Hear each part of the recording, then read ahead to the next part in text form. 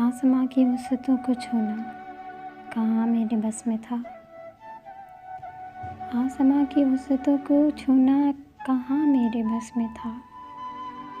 بے نور گھر کو روشن اجالا دینا کہاں میرے بس میں تھا۔ بس لامت نہ ہی سوچے اور بے پناہ ڈر تھا۔ پھر دل کی شوریدہ لہروں نے ایک آس کی ناؤ کھینچی۔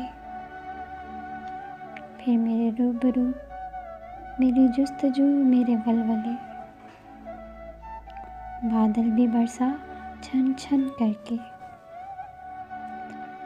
کوسے خزاں بھی پھوٹ پڑی، ننھی کلیاں بھی کھل اٹھیں۔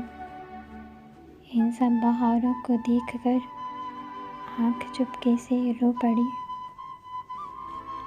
بولی مجھ سے تو کیوں انجان تھی، میں تیری رت جگہ سے پریشان تھی۔